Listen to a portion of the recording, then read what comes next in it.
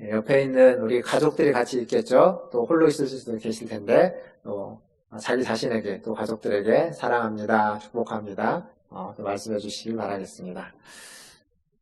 오늘은 또다시 영상으로 성도님들 만나게 되었습니다.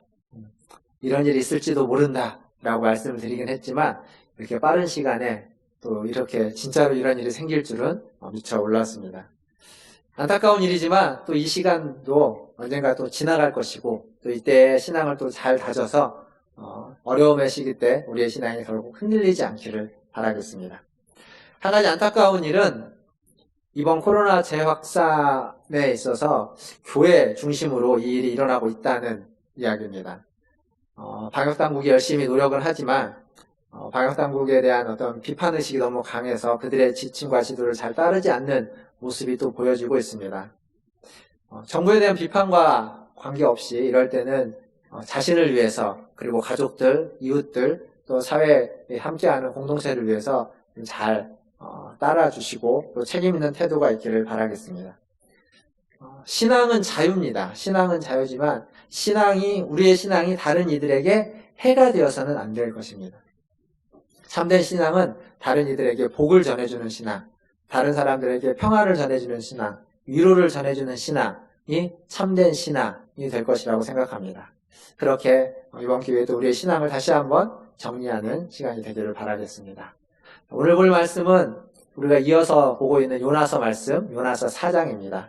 요나서 4장에 들어오면 이제 그동안은 요나의 이야기, 하나님의 이야기 가운데 어떤 그들의 속마음이 감추어져 있었지만 이 4장에는 요나의 진짜 속마음도 나타나고 하나님의 진짜 속마음도 나타나고 있습니다. 사실 누군가의 마음을 안다는 건 그렇게 쉬운 일이 아닙니다. 아는 듯 하지만 잘 모르기도 하고 알았다고 생각하지만 잘못 아는 경우도 있습니다. 그래서 3장에 보면 분명히 우리가 믿지 못할 일이 일어나는 것을 봅니다.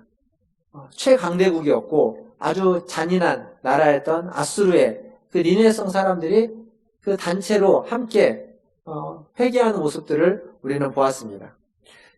그래서 그곳에 내려지기로 했던 재앙이, 심판이 돌이켜지는 거죠. 유예되는 겁니다. 하나님의 뜻을 돌이켰다라고 성경은 기록하고 있습니다. 근데 우리가 알아야 되는 건 뭐냐면 하나님의 뜻을 돌이켰다라는 이 말이 영원히 심판하지 않는다라는 의미가 아닙니다. 하나님의 뜻을 돌이켰지만 하나님의 심판과 재앙을 내리기로 했던 그 뜻을 돌이켰지만 그들이 여전히 변함없이 지속적으로 악을 행한다면 그 돌이켰던 그 뜻은 다시 원상태로 복구되게 되는 겁니다. 즉 지금 심판과 재앙이 유예된 겁니다. 하나님의 은혜를 베풀어서 심판과 재앙이 뒤로 미뤄진 거죠. 미뤄진 그 시간 동안 그들이 바르게 서고 그들이 온전해지고 회개하고 정결해지는 모습으로 지속한다면 당연히 심판과 재앙이 임하지 않겠죠. 그러나 지금 한순간은 정결해진 것 같지만, 지금 한순간은 회개했지만 얼마 시간이 지나지 않아 다시 예전의 모습으로 돌아간다면, 그렇다면 심판도 재앙도 다시 복귀되는 겁니다. 그래서 항상 이 하나님의 돌이킴에는 우리가 어떠한 삶을 살아야만 하는지가 전제되어 있다는 사실을 기억해야만 합니다. 그때 다시 하나님의 심판과 재앙이 복귀될 때 요나 같은 선지자가 또 있으라는 보장은 없기 때문에 그렇습니다. 여튼 이렇게 하나님의 뜻을 돌이켜 재앙을 내리지 않자 4장에서 이 요나는, 선지자 요나는 자신의 불편한 심기를 고스란히 드러내놓고 있습니다. 4장 1절을 보시면 요나가 매우 싫어하고 성내며 라고 시작을 합니다. 다른 번역본을 보면 요나가 잔뜩 화가 나서 퉁명스럽게 말했다 이렇게 말합니다. 매우 못마땅했다 이렇게 말하기도 하고 기분이 나빠 분개했다라고 이야기하기도 합니다. 선지자가 하나님을 향해서 기분 나빠 분개하고 화를 내고 성을 내는 겁니다. 못마땅해 하는 겁니다. 그러니까 요나의 그 속이 부글부글 끓고 있다는 것을 지금 1절은 잘 말해주고 있습니다. 그러니까 요나가 얼마나 다혈질적인 사람인지를 여기에서 좀 알 수 있습니다. 앞에서는 그렇게 보여지지 않죠. 물론 1장에서 보면 요나가 자기를 바닷물에 던져라 라고 할 때 보면 이 사람이 보통 사람은 아니구나 라는 것을 우리가 엿볼 수 있지만 여기에서는 아주 직접적으로 나오고 있습니다. 그런데 이 1절에 매우 싫어하고 성내다라는 이 표현은 주로 어떤 사람들에게 쓰는 표현이었냐면 아주 강한 민족, 잔인한 민족, 악한 민족들에게 주로 쓰는 표현이었습니다. 그 얘기는 뭐냐면 니느웨 사람들, 아수르 사람들을 이야기할 때 이런 표현을 한 겁니다. 매우 싫어하고 성내는 사람들이라는 표현을 쓴 거죠. 이렇게 니느웨 사람들을 지칭할 때 쓰던 표현이 지금 누구의 감정, 누구를 향해서 말해지고 있냐면 요나를 향해서, 요나의 감정을 드러내는데 사용되고 있습니다. 이 말은 무슨 얘기냐면 지금 이스라엘의 선지자 요나가 니느웨 사람과 같아졌다라는 의미입니다. 원래 그는 니느웨 사람이 아니었습니다. 그러나 지금 그의 마음은 니느웨 사람들의 마음, 감정과 똑같은 상태가 되었다라고 말해주는 거죠. 이게 뭐 쉽게 볼 수 없는 모습이 아니라 사실은 쉽게 볼 수 있는 모습들입니다. 무슨 얘기냐면 우리가 누군가를 제일 욕하고 싫어하는 사람이 있는데 그 사람을 막 욕하고 싫어하다가 어느 순간 보면 그 사람을 닮아 있는 모습들을 발견하게 되는 거죠. 그러니까 가족 가운데서 상처를 받고 어려움을 당하는 사람들이 있을 때 그 사람들은 나는 절대 자녀들이 아버지처럼 우리 어머니처럼 살지 않을 거야 라고 하면서 자랐는데 성인이 돼서 결혼을 해서 아버지가 되고 어머니가 되면 자기도 모르는 사이에 자기의 아버지와 어머니 같은 모습들이 보인다는 겁니다. 나는 절대 저렇게 살지 않을 거야 라고 확신하고 노력했지만 나도 모르는 사이에 닮아 있는 거죠. 그게 지금 요나의 모습입니다. 똑같이 말하고 똑같이 행동하고 있습니다. 니느웨 사람을 싫어했고 그들에게 불이 임하는 걸 원했고 그것이 그의 신앙이었고 그의 애국이었는데 정작 하나님의 뜻을 거스르면서까지 도망쳤던 그들의 모습을 정작 요나가 닮고 말았습니다. 어느덧 니느웨 사람처럼 생각하고 니느웨 사람처럼 판단하고 니느웨 사람들처럼 감정, 마음을 갖게 된 요나의 모습. 그러니까 요나는 니느웨 사람이 되었습니다. 그러면 니느웨 사람들은 어떻게 됐을까요?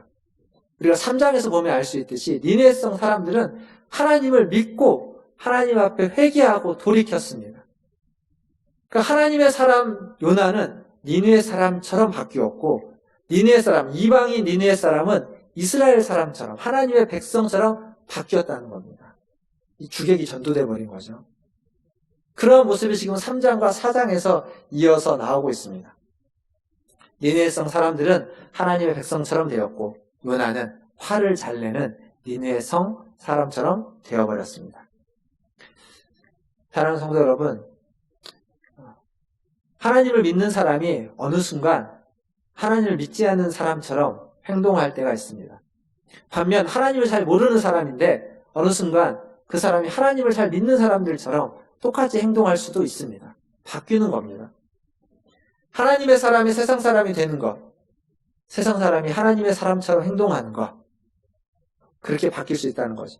자신의 고집과 아집에 빠지면 순식간에 나도 모르는 사이에 하나님의 사람이었던 내가 세상 사람처럼 행동하고 판단하고 말하고 느끼게 되는 겁니다. 이전에 제가 몇 번 말씀드렸던 책 중에 리차드 포스터가 쓴 책 돈, 섹스, 권력이라는 책이 있습니다. 이 세 가지, 돈과 성과 권력은 이 세 가지는 어느 순간 나도 모르는 사이에 우리를 그것에 물들게 바꾸어버립니다. 그래서 하나님의 사람인데 세상 사람들이 추구하는 것을 똑같이 추구하는 모습으로 우리를 변질시켜 버리는 겁니다. 물론 이것이 없이는 우리가 살 수 없습니다. 돈이 필요하고 성이 필요하고 권력도 필요합니다. 때로는 그것이 있어야 되고 때로는 그것이 우리를 윤택하게 하고 유익하게 만들기도 합니다. 그렇기 때문에 그것들을 사용함에 있어서 우리는 항상 겸손해야 되고 우리는 항상 주의해야 되는, 조심해야만 하는 것들이 많이 있습니다. 내가 무엇이든지 다 알고 있다라는 생각, 내가 알고 있는 것이 다 옳다라는 생각, 그리고 내가 옳은 것들을 주장하는 것이 진리라는 생각, 이렇게 이어져 가다 보면 나와 다른 생각을 하는 저들은 틀린 것이 되고 나랑 다른 말을 하는 저들은 잘못된 사람이 되는 겁니다. 우리에게 필요한 건 항상 진리를 추구하고 진리를 가지고 있는 우리에게 필요한 건 겸손함입니다. 자비입니다. 겸손함과 자비가 사라져버리면 우리는 자칫 외골수에 빠질 수 있습니다. 그래서 내가 외골수에 빠지면 나를 반대하는 사람, 그 상대를 향해서 어떤 혐오와 비판, 차별이 가하게 되고 그리고 비인격적인 태도를 취하게 되는 겁니다. 그게 정당화되는 거죠.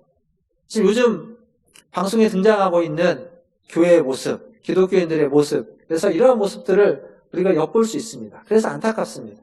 우리가 가지고 있는 신앙이 원래 그렇지 않은데 우리 신앙의 가장 기본은 자비와 긍휼, 겸손함인데 그것이 사라진 모습들을 보게 되기 때문에 안타깝습니다. 아무리 내가 가지고 있는 것이 옳아도 그 옳은 것을 표현함에 있어서 이 자비와 겸손함이 없다면 안 되는 겁니다. 그들이 틀리고 내가 옳다 해도 내가 옳은 것을 말함에 있어서 우리는 겸손한 태도를 취해야만 합니다. 이것이 없으면 옳은 것이 무의미해지고 옳은 것이 그른 것으로서 세상에 비춰지게 되는 그러한 역설적인 모습을 볼 수밖에 없습니다. 분명히 옳은 것인데 세상은 것을 옳다고 인정하지 않는 모습으로 나타날 수도 있기 때문에 그렇습니다. 사랑하는 성도 여러분, 겸손하십시오. 자비로우십시오. 겸손과 자비가 우리에게 필요합니다. 이것은 그냥 세상 살아가는 방법이 아니라 하나님이 우리에게 원하시는 길이고 하나님이 우리에게 원하시는 삶의 태도이고 자세인 겁니다. 어느 누구에게나 어떤 상황에서나 항상 자비롭고 항상 겸손하시기를 주님의 이름으로 축원드립니다. 우리가 또 생각해 볼 말씀은 이제 2절입니다. 2절 말씀을 함께 긴데 제가 읽어보겠습니다. 본문 2절 말씀. 여호와께 기도하여 이르되 여호와여 내가 고국에 있을 때 이러하겠다고 말씀하지 아니하였나이까. 그러므로 내가 빨리 다시스로 도망하였사오니 주께서는 은혜로우시며 자비로우시며 노하기를 더디하시며 인애가 크시사 뜻을 돌이켜 재앙을 내리지 아니하시는 하나님이신 줄을 내가 알았음이니이다. 이 말씀을 보면 요나는 하나님이 어떠한 분이신지 아주 정확하게 잘 알고 있습니다. 여기 본문에는 그때 구약에서 선지자들이 하나님을 표현할 때 아주 전형적으로 쓰는 표현이 있습니다. 4가지가 고스란히 그대로 담겨져 있습니다. 뭐냐면 오늘 중간에 보시면 주께서는 은혜로우시며 자비로우시며 노하기를 더디하시며 그리고 인애가 크시다. 이 4가지가 하나님을 표현할 때 아주 전형적인 표현입니다. 은혜롭다는 말은 뭐냐면 하나님은 은혜롭기 때문에 어려움에 처한 사람들을 불쌍히 여기고 회개하는 자들을 용서하시는 분이십니다. 그게 하나님의 은혜로움입니다. 자비로우시다는 얘기는 이 자비라는 말은 히브리어로 라훔이라는 이야기인데 그것은 어머니의 자궁을 뜻하는 단어와 어원이 같습니다. 그래서 이 자비는 어머니의 그 자궁 안에서의 어떤 사랑, 그 포용, 그리고 그 따뜻함을 묘사하는 겁니다. 그러니까 어머니의 사랑으로 무한한 사랑을 베풀어 주시는 그 하나님의 사랑을 이야기할 때 자비라는 표현을 쓰는 겁니다. 하나님은 노하기를 더디하신다. 앞에서도 그런 말씀 드렸지만 유예 기간을 주시는 거죠. 어떤 의미에서 우리가 살고 있는 인생은 우리의 인생의 모든 것이 70이든 80이든 90이든 인생의 모든 시간은 하나님이 우리에게 베풀어 주시는 유예의 기간입니다. 우리는 원죄가 있기 때문에 그 죄로 말미암아 우리는 심판당할 수밖에 없는 우리를 80, 90년 동안 유예해놓고 그 기간 동안 돌이켜서 회개해서 원죄의 문제, 우리가 짓고 있는 모든 죄의 문제를 하나님 앞에서 해결하고 하나님의 뜻대로 살아갈 수 있는 기회를 주시는 겁니다. 그래서 우리의 인생은 유예 기간, 노하기를 더디하시는 하나님의 은혜를 받고 살아가는 기간이라고 말할 수 있습니다. 마지막으로 하나님은 인애가 크시다라고 말해주고 있죠. 인애, 지난 주간에 성경 통독을 하실 때 룻기를 통독하셨는데 룻기에서 예전에 제가 말씀을 나누면서 이 헤세드, 인애에 대해서 여러 가지 이야기했습니다. 인애는 언약적인 사랑입니다. 하나님과 우리의 관계는 그냥 단순하게 맺어진 관계가 아니라 언약, 약속으로 되어진 관계입니다. 그리고 하나님은 그 언약에 충실하신 분입니다. 사실 우리는 하나님과 맺은 언약에 불충실할 때도 있습니다. 충실하지 못할 때도 있지만 우리가 아무리 불충실해도 하나님은 충실히 그 언약을 지키시는 분입니다. 그러니까 하나님과 우리의 관계는 어떤 의미에서 보면 우리의 노력과 우리의 의지, 우리의 성실함과 충실함으로 이어져가는 관계가 아니라 하나님의 성실함과 하나님의 충실함, 하나님의 인애와 헤세드로 연결되었고 그 연결됨이 끊어지지 않는, 떨어지지 않는 관계가 우리와 하나님의 관계입니다. 우리의 노력이 아닌 하나님의 노력, 하나님의 열심으로 이루어진 관계다라는 거죠. 사실 일상에서도 보면 우리가 누군가와 관계를 유지할 때 보면 내가 열심히 노력해서 관계를 유지하는 사람도 있지만 나는 별로 열심히 하는 게 없는데 상대방이 열심히 노력을 함으로써 관계가 유지되는 경우도 있습니다. 그리고 성격이 좀 이렇게 너무 적극적이지 않고 저처럼 좀 이렇게 소극적이거나 그러면 관계를 잘 맺는 것도 어렵고 또 다른 사람들과 관계를 깊이 맺어가는 것도 쉽지 않습니다. 그런데 은혜가 다른 사람들이 노력을 해서 그런 관계들이 맺어지는 경우들이 있는 거죠. 그런 경우들이 있습니다. 바라기는 저나 우리 성도들이나 누군가가 노력을 해서 나와 아주 좋은 관계, 깊은 관계를 맺어가는 것처럼 나도 그 누군가, 다른 사람에게 그 누군가가 되어서 나의 노력으로, 나의 충실함으로 어떤 관계들을 더 잘 맺어갈 수 있는 그러한 은혜가 있기를 바랍니다. 여튼 이 네 가지 표현은 은혜롭고 자비롭고 쉽게 노하지 않고 인애가 크시다는 하나님, 이 네 가지 표현을 요나가 정확하게 다 알고 있었던 겁니다. 모르는 게 아니라 다 알고 있었습니다.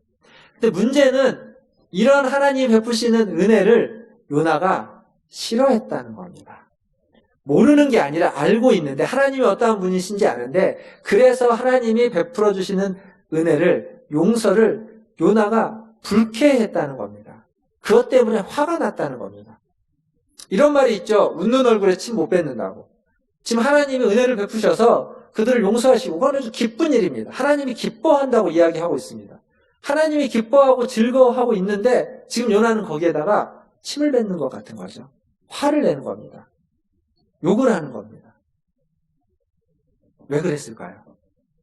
앞에서 여러 번 반복해서 얘기했죠. 하나님이 나만 사랑해줘야 되는데 우리만, 우리나라만, 우리 민족만 하나님의 사랑을 받을 자격이 있는데 하나님의 사랑을 받을 자격이 없는 저들을 향해서 하나님이 자비를, 긍휼을, 은혜를, 노하기를 더디하는 것을 베풀어 주시기 때문입니다. 그게 싫은 겁니다. 하나님의 백성이 아닌 사람들, 하나님을 모르는 사람들, 심지어 악을 행하고 아주 강포하기 그지없는 저들을 향해서 하나님의 사랑은 주어져서는 안 되고 주어질 수 없다라고 요나는 생각했던 겁니다. 확신하고 있는 겁니다. 그래서 교회도 잘 다니고 예배도 잘 드리고 헌금도 잘하는 우리들은 그 사랑을 받을 만하지만 교회도 다니지 않고 예배도 드리지 않고 그런 사람들, 그런 사랑은 은혜를 받을 자격이 없다라고 생각하는 거죠. 은혜를 받을 자격을 지금 요나는 따지고 있는 겁니다. 지금 우리가 처한 상황으로 대입해보면 코로나19 같은 이런 상황에서 그냥 우리 성도들 안으로 대입해보면 대면 예배를 드리지 않고 온라인으로 예배를 드리는 사람과 나라에 벌금을 내면서까지 대면 예배를 고수하고 있는 사람, 이 대면 예배를 고수하고 있는 우리가 하나님의 은혜를 더 많이 받지 온라인으로 쉽게 그냥 예배를 포기하는 것처럼 보이는 이런 사람들은 은혜를 받을 만한 사람이 못 된다라고 판단하는 것처럼 지금 나타나는 겁니다. 그렇게 나타날 수 있습니다. 정말 그런가요? 그건 요나의 잘못된 확신이었죠. 지난번에도 말씀드렸지만 요나가 가지고 있는 확신 중에 잘못된 것들이었습니다. 잘못된 확신. 하나님의 사랑은 어떤 한 공동체에만 머무를 수 없습니다. 하나님의 사랑은 어떤 사람에게만 머물러 있지 않습니다. 하나님은 모두를 만드셨고 모두를 지었고 모두를 사랑하시는 겁니다. 그리스도가 십자가에 달려 죽으신 것은 우리만을 위해서가 아니라 이 땅에 있는 모두를 위해서 그리고 과거에 있는 사람부터 앞으로 올 모든 자들을 위해서 베푸신 은혜입니다. 그것을 받아들이는 자가 있고 받아들이지 않는 자가 있을 뿐이지 그 은혜는 모두에게 주어진 것입니다. 예배를 잘 드리는 사람에게도 주어져 있고 예배의 예자도 모르는 사람에게도 주어진 은혜입니다. 왜요? 하나님은 모두를 사랑하시기 때문에. 이 요나서의 표현대로 말하면 맨 마지막 11절에 있는 것처럼 하나님은 모두를 아끼시기 때문에 그렇습니다. 비록 그들이 악하고 그들이 하나님을 잘 모르고 있지만 그들에게 다시 한번 기회를 주는 겁니다. 그 악한 그들에게 그들을 아끼기 때문에 돌아올 수 있는 기회를 우리가 받았던 것처럼 우리가 얻었던 것처럼 그들에게도 이 하나님의 사랑입니다. 이런 하나님의 사랑과 자비하심이 하나님의 백성인 우리에게 주어지지 않고 우리에게서 벗어나서 그게 우리의 특권인 줄 알았는데 그 특권이 제거되어서 모두에게 주어지자 요나는 아주 불쾌했고 요나는 아주 싫었던 겁니다. 감정이 이렇게 한번 탁 삐딱해지면요 사람은 이렇게 막 나가는 경향이 있습니다. 요나도 보면 말을 막 하죠. 분하니까, 화가 나니까 말을 함부로 하는 겁니다.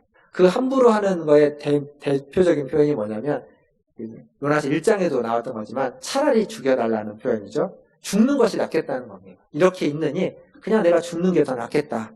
라고 말하는 거죠. 생명의 주인인 하나님께 자기의 생명, 마치 내 생명이 내 것인 것처럼 함부로 말하고 있는 겁니다.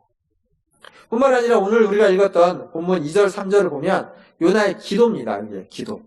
근데 이 기도에 내가라고 하는 표현을 우리가 읽었던 본문을 한번 읽어보시면 5번 나옵니다. 5번. 내가라는 표현이. 그러니까 나 이렇게 해서 5번 나오는데 이것도 많죠. 2절에서 5번이라면. 그런데 히브리어로 보면 원어에는 내가라는 표현이 9번이나 나옵니다. 9번. 결국 이 짧은 기도도 누가 중심이 된 기도였냐면 내가 요나 자기 자신이 중심되었던 기도입니다.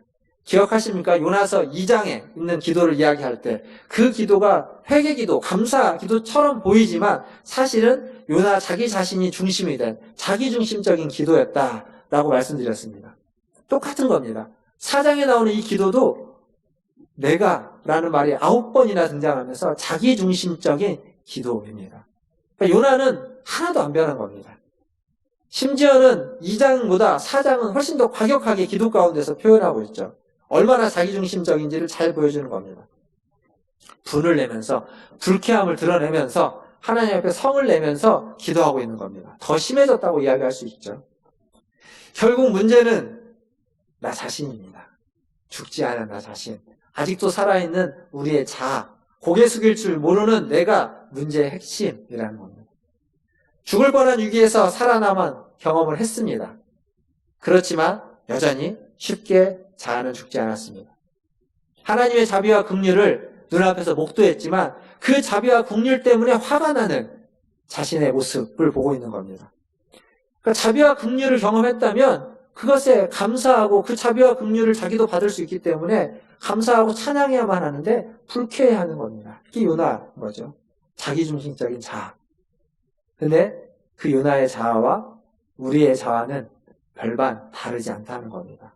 우리도 내가 중심적으로 살아가고 있다면, 아직 나라는 존재가 살아있다면, 무슨 일이 있을 때, 어떤 상황이 있을 때, 나에게 또 왜 하필 이런 일이 나에게 일어나는 이런 나 중심으로 모든 것을 바라보고 해석하고 이해하고 있다면, 그렇다면 우리는 요나랑 똑같은 겁니다. 1장에서 요나는 그래서 차라리 자기를 죽여달라고 합니다. 죽는 게 낫다는 거죠. 그리고 지금 요나는 또 아무에게나 던지면서 차라리 죽겠다고 이야기하고 있습니다. 아무리 사람이요, 감정이 격해져도 막 나가면 안 됩니다. 선이라는 걸 지켜야 되는 겁니다. 부부가 같이 살다가 어떤 이유에서든지 이혼을 하게 될 때, 협의 이혼을 하게 되면 그 이혼 서류를 제출을 하면 이혼 숙려 기간이라는 게 있습니다. 자녀가 있을 경우에는 3개월, 자녀가 없을 경우에는 1달 정도의 숙려 기간이 있습니다. 이게 왜 있냐면 홧김에 이혼하는 것을 막기 위해서. 그 순간에 화가 이만큼 나서 그냥 이혼을 해버리는데, 이혼 신청을 했는데 사람이 좀 시간이 지나면 또 생각과 마음이 바뀌지 않습니까? 그래서 그거 시간을 둬서 다시 한번 좀 홧김에 하는 이혼을 막고, 또 자녀를 어떻게 양육할지, 친권을 어떻게 해야 될지를 좀 깊이 있게 숙고하기 위해서 그러한 기간을 주는 겁니다. 막 하지 말라는 거죠. 우리의 인생의 중요한 것들을 홧김에 결정하지 말라는 겁니다. 하나님과의 관계에서도 마찬가지입니다. 화가 난다고, 내 감정이 있다고, 내가 싫어하는 사람들이라고 함부로 홧김에 말하고 행동하고 태도하고 결정해서는 안 된다는 겁니다. 그런 것들이 오늘 이 요나서를 통해서 우리가 배워야만 하는 하나의 모습입니다. 물론 여기에는 더 깊은 숨겨진 이야기가 또 있습니다. 이제 오늘은 또 영상으로 예배를 드리기 때문에 더 많은 얘기들을 좀 하기는 그렇고, 여기에서 이제 오늘 말씀 좀 마무리해보려고 합니다. 요나는 자신의 생명을 한 번도 아니고 2번이나 화가 난다고 내던지고 있습니다. 아무리 화가 나도 그럴 수는 없는 거죠. 화내는 것 자체가 잘못된 건 아닙니다. 화를 낼 수 있습니다. 예전에 어떤 드라마, 나의 아저씨인가요? 나오는 그런 드라마에서 보면 그 아이유가 자기 할머니를 괴롭히는 그 사채업자를 이렇게 죽였던 이력이 있습니다. 근데 그것이 이제 법정에서는 정당방위로 무죄로 해서 용서가 됐죠. 근데 그것을 사람들이 알면 저 사람은 저 애는 사람을 죽인 애야 라고 하면서 굉장히 이렇게 꺼려하는 일이 되는 거죠. 근데 그때 어떤 장면이 나오냐면 가족을 함부로 하는 사람은 죽여도 된다라고 하면서 아이유 편을 들어줬던 주인공이 있습니다.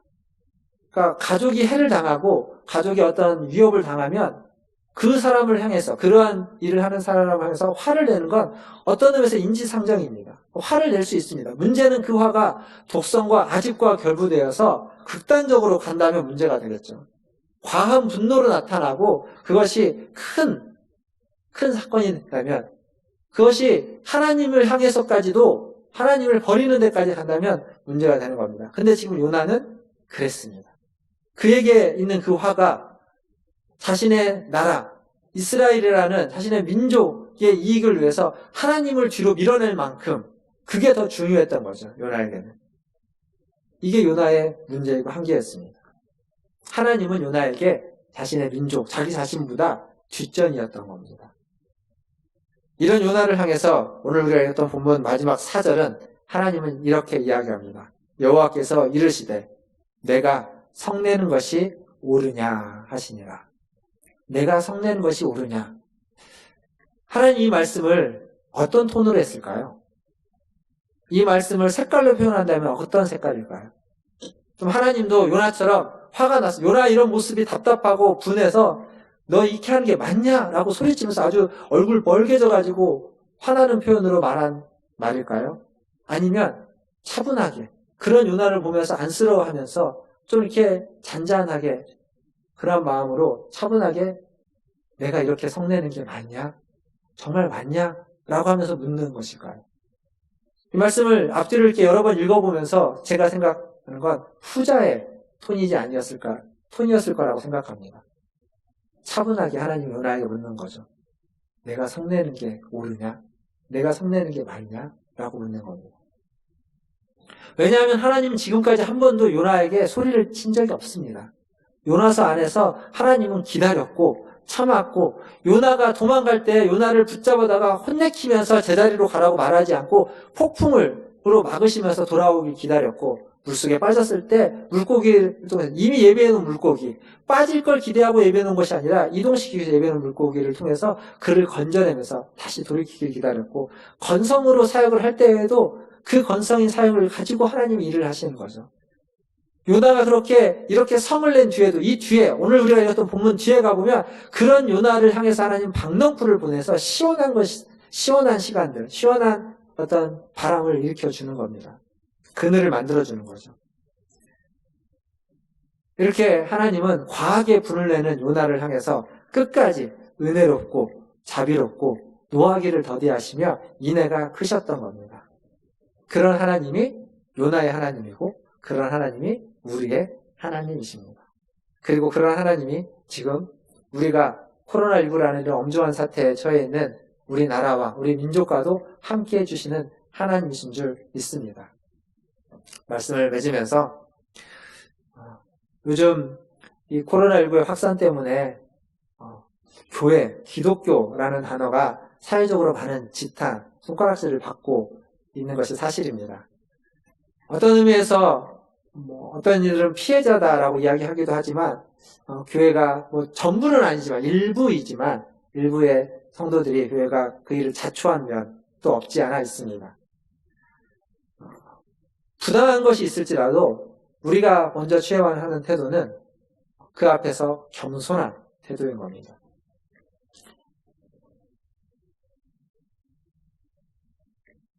더 이상의 확산을 막기 위해서라도 우리는 겸손하게 그리고 정부의 방역 대책에 협조하면서 더 나아가서는 혹시 좀 부당하게 느껴지는 어떠한 것이 있을지라도 베드로가 그렇게 이야기하고 있지 않습니까? 애매히 고난을 받더라도 부당한 대우를 받더라도 하나님을 생각함으로 참으면 그건 아름다운 것이다. 애매하지 않다면 당연하게 부당한 것이 아닐 뿐더러 애매한 것이라 할지라도 부당한 것이라 할지라도 참는 것이 그리스도 앞에서 그리고 그것에 협조하는 것이 그리스도 안에서 정당하고 올바른 것이다 라는 것을 잊지 않았으면 좋겠습니다. 그렇지 않으면 자칫하면 교회는 더 고립되고 기독교는 더 어려운 상황에 처할 수도 있기 때문에 그렇습니다. 이 시간에 우리가 가져야 하는 태도는 더 겸손하게, 더 하나님의 자비와 긍휼을 구하면서 또 하나님의 사람답게 사회를 향해서, 세상을 향해서 기도하는 모습으로, 그리고 더 사랑하고 섬기는 모습으로, 그리고 이 코로나19를 극복하는데 마음을 다하고 힘을 다하고 필요하는 모습으로 비춰져야만 할 때입니다. 그것이 오늘 우리가 보고 있는 요나서 안에서 알 수 있고 깨달을 수 있는 은혜인 줄 압니다. 그러한 오늘 이번 한 주가 되시기를 주님의 이름으로 축원합니다. 기도하겠습니다.